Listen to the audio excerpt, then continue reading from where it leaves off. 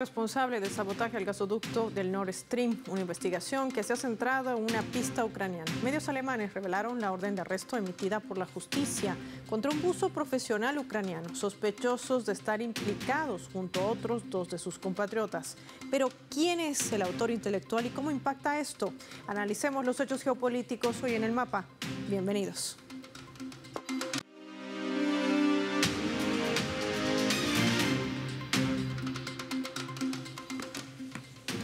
Despleguemos nuestro mapamundi y revisemos datos para poder entender en qué panorama nos movemos. Ucrania, detrás del ataque del Nord Stream. Vamos a desplegar nuestro habitual mapamundi. Identificamos allí este gasoducto. Recordemos que el Nord Stream fue saboteado. ¿Qué pasó en estos gasoductos? Ubicamos en nuestro mapa los puntos de los acontecimientos registrados el 22 de septiembre del año 2022, cuando se detonaron varias explosiones, provocando 4 fugas cerca de la isla danesa de Bornholm. Y en Suecia también lo reseñamos en el gráfico. Estas tuberías submarinas estaban diseñadas para transportar gas natural desde Rusia hacia los mercados europeos, específicamente hacia Alemania. En nuestro gráfico también podemos identificar este recorrido del Nord Stream. Uno de color amarillo y el segundo de color naranja. Todo este trayecto a través del mar Báltico. Aunque en el momento de la explosión no se transportaba gas hacia Europa, las tuberías tenían gas a presión y se esparcieron grandes cantidades en la superficie, provocando daños ambientales y también una gran tensión entre los involucrados. Desde que se suscitaron los hechos, fueron catalogados por el Kremlin como un acto de sabotaje, de terrorismo, para mellar la economía de su país y deteriorar las relaciones económicas y diplomáticas de Moscú con Berlín. Además, ¿quién era? Recordemos, su principal cliente de la adquisición de este gas ruso y, por supuesto, en un contexto de agresiones que emprendía la OTAN hacia Rusia a través de la crisis ucraniana. Subimos más datos. En torno a estos actos de sabotaje del Nord Stream, las autoridades de Dinamarca, Suecia y Alemania iniciaron investigaciones, pero no arrojaron conclusiones determinantes. Incluso Suecia cerró el caso y Dinamarca lo encarpetó. Las investigaciones de Alemania, a casi 2 años después, no ha vinculado directamente a Ucrania. Sin embargo, emitía la semana pasada una orden de arresto para un instructor de buceo ucraniano que vivía en Polonia. Pero este ciudadano, identificado como Vladimir S., abandonó el país europeo. Las autoridades argumentaban que Berlín no ha incluido el nombre del sospechoso en una base de datos de personas buscadas y cuando llegó la orden ya se encontraba fuera de Polonia. Un día después, Alemania se pronunció a través de un diario de Estados Unidos que había publicado un reportaje en el cual afirmaba que el presidente ucraniano Volodymyr Zelensky había aprobado de manera inicial este plan, pero luego había intentado cancelarlo, pero no tuvo éxito. Según este medio estadounidense, el atentado se gestó en una reunión con la presencia de altos oficiales militares, empresarios ucranianos, una operación que además habría sido financiada por privados y se llevó a cabo por un grupo de tan solo 6 personas. ¿Qué tan creíble es esta investigación? Un plan que inclusive se animan a decir que había costado $300.000. ¿Qué hay detrás de todo esto? Hoy lo analizamos.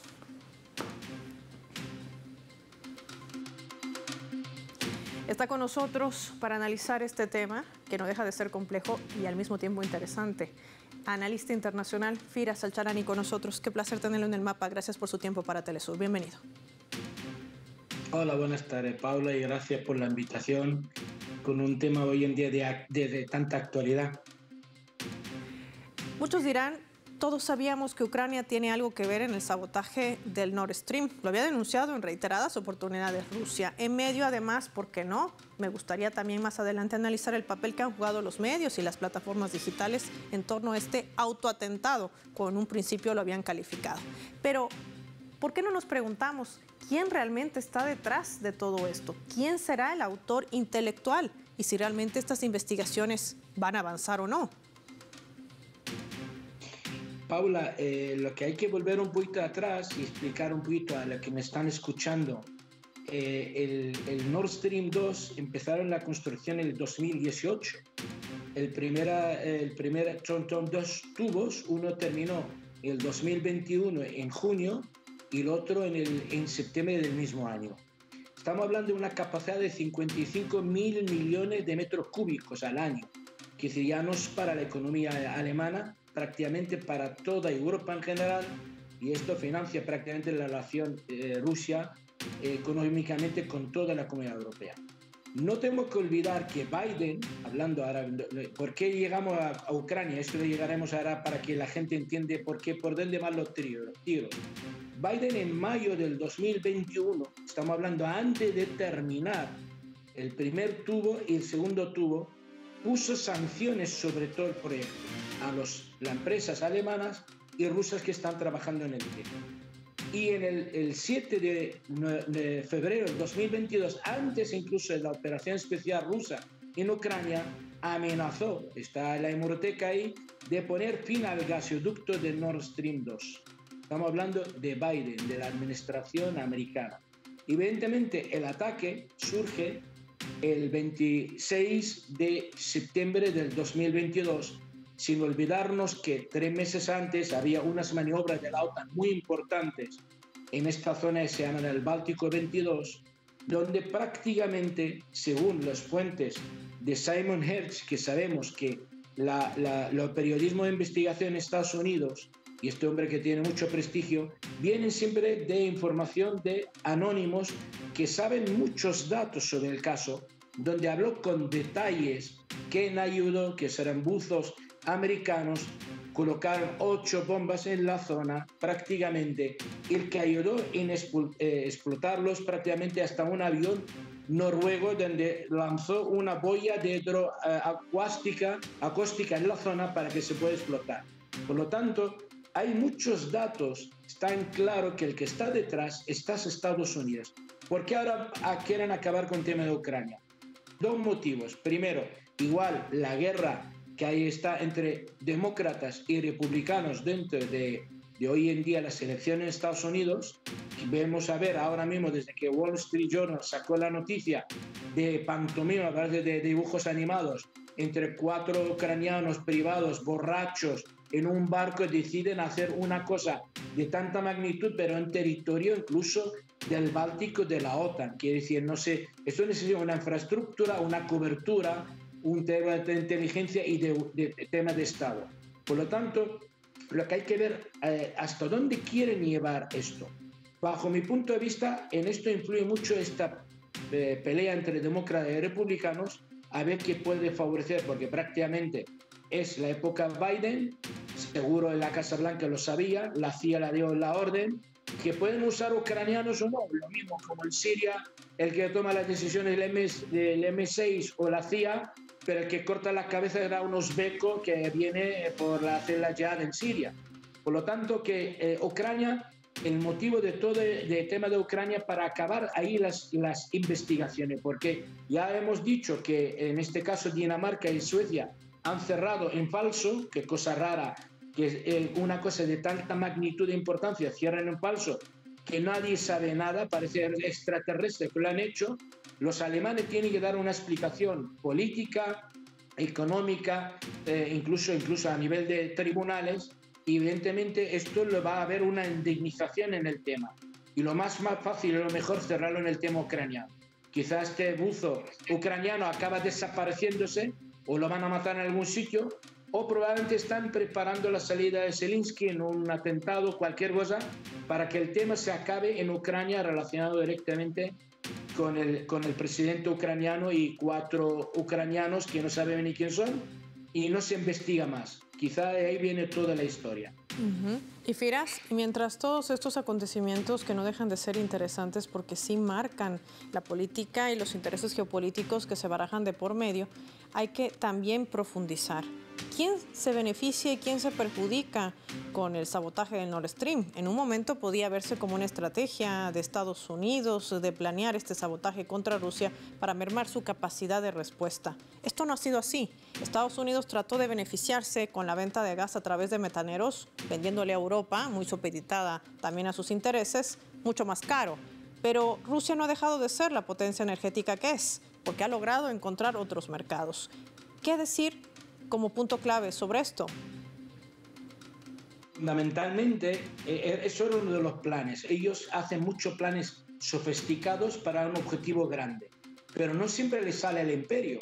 Ellos lo hicieron perfectamente para Siria, en 3 meses querían acabar con la guerra de Siria, no ha salido así. Lo mismo con la guerra de Rusia y la provocación en Ucrania. Pensaban que jamás acabará esto menos que en el hundimiento de Rusia. Uno de los motivos era el tema del gas, bloquear prácticamente Rusia a nivel económico, el SWIFT, los bancos, salir las empresas de ahí, y en 3 meses prácticamente el rublo no vale nada. Y entonces uno de los motivos evidentemente era atacar a nivel económico no solo a Rusia y a toda Europa.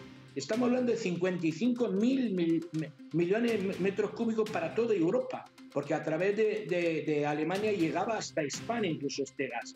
Por lo tanto, evidentemente, si le preguntas a un niño de 6 años, llegará a la conclusión que el único objetivo, el que ha sido beneficiado a toda esta historia, es Estados Unidos. Pero ya hemos dicho datos concretos. Estamos hablando de sanciones de Estados Unidos antes de terminar el gasoducto. Estamos hablando de mayo del 2021. Biden, uno puede ver la hemeroteca, piensa que hablamos por hablar. Incluso la amenaza del 7 de febrero del 2022. Antes incluso la operación rusa en Ucrania. Quiere decir, lo que les preocupaba muchísimo, la economía en general en Europa, y hoy en día, ¿quién está beneficiando? Estados Unidos vendiendo el gas 3 o 4 veces más que el gas ruso. Evidentemente Rusia tiene, la superdependencia de Rusia tiene posibilidad de otros mercados importantes y ha sabido gestionar sus bancos, prácticamente sus capitales, incluso hasta el desvío de su materia prima, como en este caso, el gas cada vez lo venden en China o en la India, el petróleo, etcétera, etcétera. No han podido lograr lo que han querido y quieren cerrar esto porque va a haber sanciones y indemnizaciones. Cuando se demuestra quién está detrás, si vienen los republicanos y si sale el tema o no sale el tema, ¿quién paga todo el daño que se ha hecho a la Federación Rusa o incluso a las empresas privadas que han estado en este proyecto tan importante, que se ha invertido en él 7.400 millones de euros para reconstruirlo, y las pérdidas posteriormente? Y evidentemente es mucho más fácil siempre achacarlo al ucraniano, que no sabe dónde está el buzo este, y pronto yo creo que están preparando hasta la liquidación personal del presidente de Ucrania, porque ven que hasta el proyecto de Ucrania que él están haciendo le queda muy poco. Por lo tanto, quieren cerrar una puerta sin ninguna investigación, y los alemanes llegarán en una conclusión prácticamente una persona que ha desaparecido, o igual la van a matar en cualquier sitio, y acaba todo el problema, pero el beneficiado evidentemente Estados Unidos, y la administración Biden está detrás de ello. Si no lo han hecho ya, Firas, seguramente nos enteraremos de aquí en más si los medios de comunicación también informarían la verdad de los hechos, de lo que sucede, como en el campo de batalla. Firas Altarani, en directo para El Mapa. Marquemos una pausa revisando nuestra escala.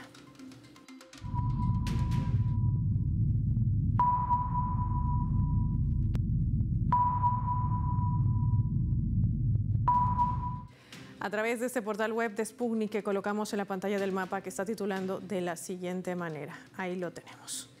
El presidente de Venezuela, Nicolás Maduro, es cuestión de tiempo, decía, que Putin y Rusia logren su objetivo de desnazificar Ucrania.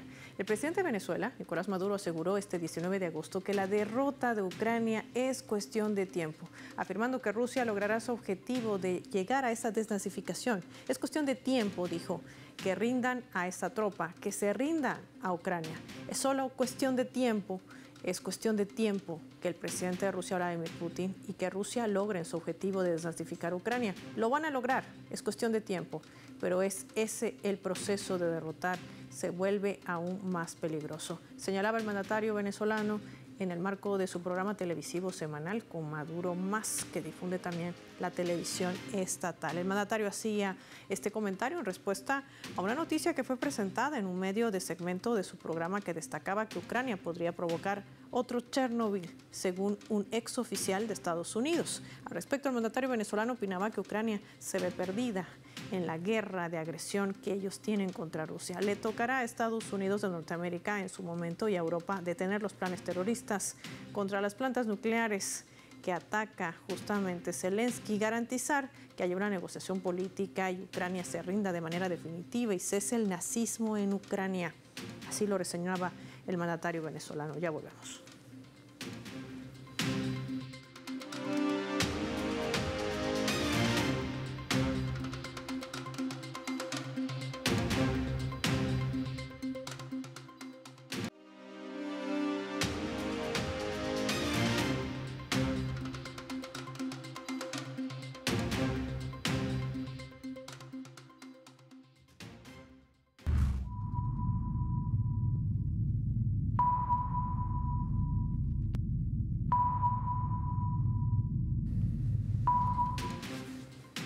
Vamos a sumar otro elemento también para el análisis a través de la fotografía. Las Fuerzas Armadas de Rusia han logrado derrotar a tropas ucranianas y tomar el control de la localidad de New York, que tiene un gran valor estratégico. Así se la denomina, se la conoce como la Nueva York de Ucrania.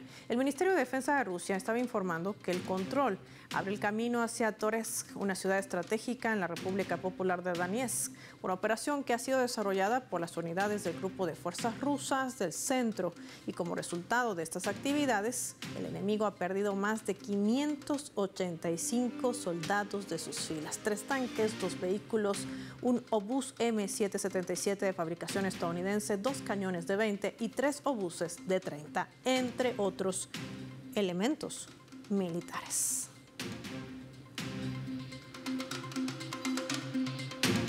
Analicemos este escenario de lo que sucede en el campo de batalla, sin ese cerco mediático, por supuesto. Nos acompaña el analista experto en geopolítica, Sebastián Salgado. Qué gusto, Sebastián, tenerte con nosotros en el mapa. Bienvenido. Hola, Paola, gusto saludarte nuevamente. ¿Cómo estás? Bien, gracias, Sebastián. ¿Qué representa el avance que tiene Rusia sobre posiciones estratégicas de Ucrania, más allá de lo que mediáticamente se trató de hacer creer con el ataque a Kursk, que no es que no haya existido, pero no en las dimensiones que se trata de generar como propaganda militar y de guerra, que también existe como otra arma sustancial por parte de Occidente, cuando inclusive también se revela que se ha convocado a la encargada de negocios para poder esclarecer la presencia de mercenarios justamente en esta región de Kursk? ¿Qué decir sobre todo ese panorama? Sí, evidentemente las acciones en el campo militar, sobre todo en la República Popular de Donetsk, siguen teniendo un desenlace a favor de las Fuerzas Armadas de la Federación Rusa, como ustedes venían comentando, de manera muy contundente. Y por otro lado vemos esta serie de agresiones en la incursión en el territorio ruso por parte de las fuerzas ucranianas, pero al mismo tiempo impulsadas lógicamente por la OTAN. Sabemos que han sido altos mandos estadounidenses quienes de alguna manera han articulado esas incursiones contra población civil. Hemos visto las vergonzosas imágenes de soldados ucranianos saqueando comercios en las provincias rusas.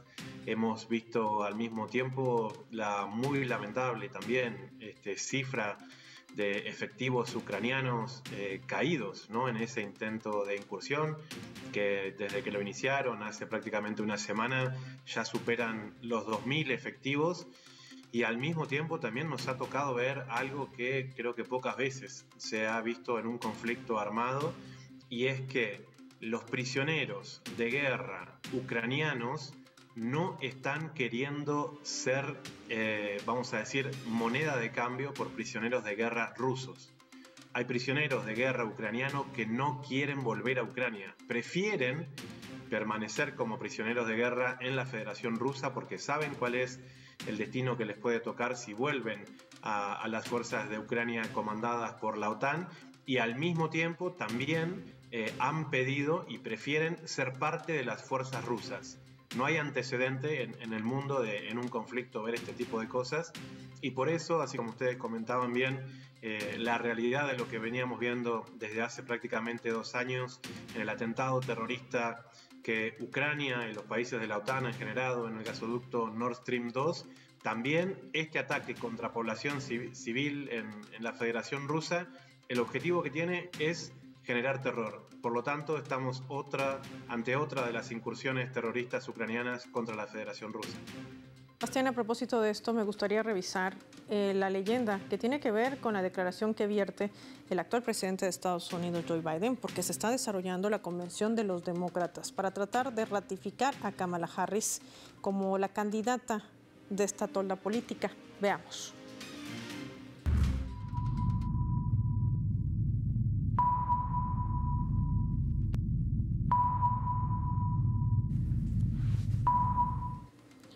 El mundo está minado de conflictos y en su mayor parte están financiados por Estados Unidos. Joe Biden decía esto: nómbrame un país en el mundo que no piense que somos la nación líder en el mundo. Se preguntaba, ¿quién puede liderar el mundo si no es Estados Unidos de América?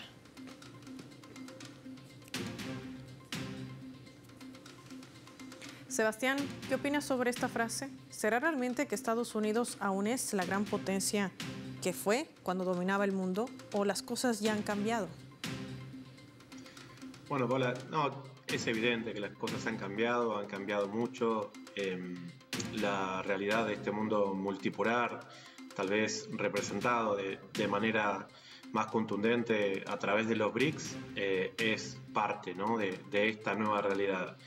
Pero al mismo tiempo lo que Biden está haciendo es tratar de disfrazar un poco su propia caída, porque esto que ustedes estaban mostrando, que me parece muy interesante, vinculado al atentado del gasoducto Nord Stream 2, está justamente vinculado a que salga en este momento por la caída del propio presidente Biden. Recordemos que el hijo de Biden, vamos a decir, el hijo bobo de Biden, Hunter Biden, que siempre había querido emular a su hermano fallecido por un cáncer, que él sí era como una especie de orgullo para su padre porque había sido parte de las fuerzas y del ejército, y que en cambio Biden, cuando quiso ingresar a la Marina, en su primer test, vamos a decir, ya dio positivo de cocaína, estando dentro del ejército. Al mismo tiempo, recordemos que tiene los juicios por posesión de armas, por tenencia de drogas,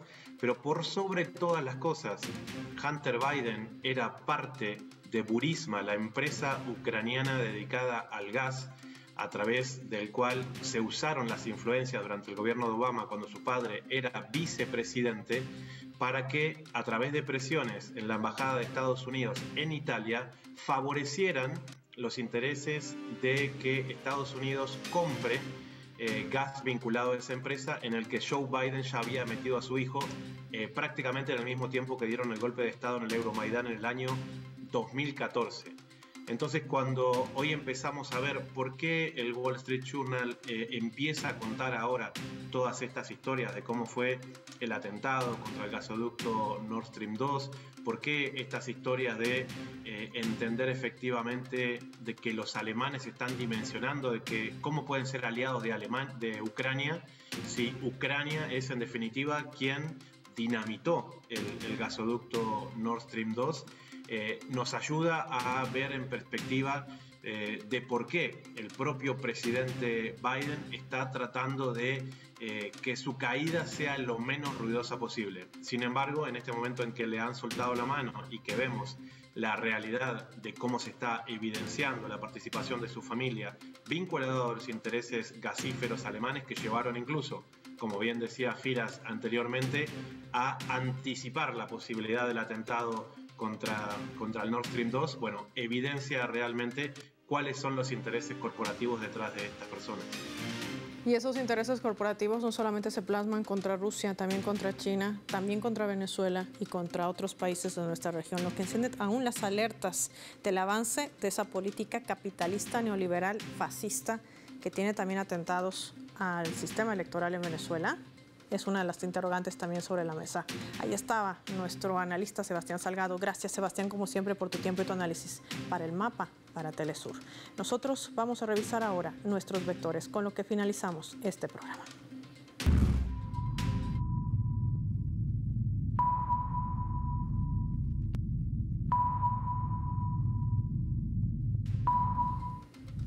Nuestro radar en el mapa hoy nos refleja las 3 claves sobre este tema. 1. Sabotaje. Si bien es cierto que el involucramiento directo de Ucrania en la explosión del Nord Stream es material, no podemos perder de vista al autor intelectual, que en este caso podría ser bien Estados Unidos, país que se opuso ferozmente a la construcción de estos oleoductos desde el principio, ya que reducirían drásticamente la cuota de mercado estadounidense y aumentaría aún más la dependencia europea de la energía rusa. Es por esa sencilla razón que no les interesa llevar adelante una investigación clara, y menos que la actual esté en avance. A 2 años tan solo tienen sospechosos y prima más la impunidad que la propia justicia. 2. pérdida. Europa ha sido la que más afectación ha recibido ante el sabotaje de Nord Stream y Estados Unidos se ha beneficiado de ello porque vende gas metanero mucho más caro. Un continente que no ha dejado de estar supeditado a los intereses geopolíticos de la Casa Blanca. Y aunque intentaron usar la presión de la OTAN sobre Europa solo para intensificar la rusofobia y a través de mensajes de odio y la distorsión de la realidad, hacer crecer un sentimiento antirruso por la desnazificación que lleva adelante en Ucrania. 3. Potencia. Rusia sigue siendo la potencia energética pese a las sanciones de Occidente a la cabeza de Estados Unidos. Aquí un solo ejemplo. Gazprom ha cerrado el primer semestre con cerca de 2.514 billones de rublos. Estamos hablando de un equivalente de 43.345 millones de euros, 2.6 veces más que las del mismo periodo del 2021 y más que el total de ganancias que ha percibido en los años 2020 y 2021. Occidente no ha logrado derrotar a Rusia y esto también se ve reflejado en el campo de batalla. Si Occidente aún así trata de ocultarlo a través de la narrativa mediática y el uso de sus plataformas digitales a la cabeza de Elon Musk. Soy Paola Pérez y nos vemos en otra edición